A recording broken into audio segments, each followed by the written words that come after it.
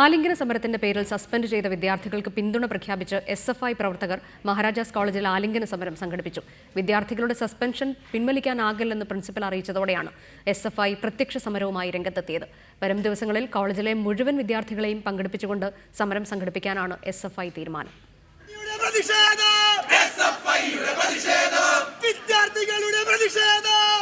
ആലിംഗന സമരത്തിൽ പങ്കെടുത്തതിന് സസ്പെൻഡ് ചെയ്ത 10 വിദ്യാർത്ഥികളെ തിരിച്ചെടുക്കണമെന്നാവശ്യപ്പെട്ടാണ് SFI പ്രവർത്തകർ പ്രതിഷേധ സമരവുമായി രംഗത്തെത്തിയത്. SFIയുടെ നേതൃത്വത്തിൽ കോളേജ് പ്രിൻസിപ്പലിന്റെ ഓഫീസിന് മുന്നിൽ ഉപരോധ സമരം നടത്തി.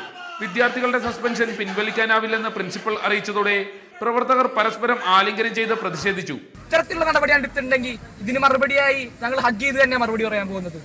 ഇവിടുത്തെ അധികാരികൾക്ക് സസ്പെൻഡ് ചെയ്യാൻ സാധിക്കുമെങ്കിൽ ഇവിടുത്തെ ഓരോ SFI പ്രവർത്തനം സസ്പെൻഡ് ചെയ്ത് അവരവരെ കഴിവ് തെളിയിക്കുക. വേറൊന്നും ഞങ്ങൾക്ക് പറയാനില്ല.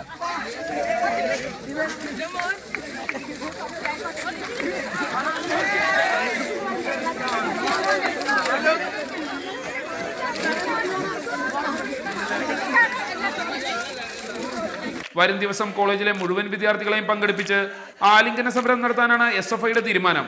അതേസമയം ആലിംഗന സമരത്തിനെ പരോക്ഷമായി പിന്തുണച്ചിരുന്ന SFI ഇതാദ്യമായാണ് പ്രത്യക്ഷ സമരവുമായി രംഗത്ത് വരുന്നത്.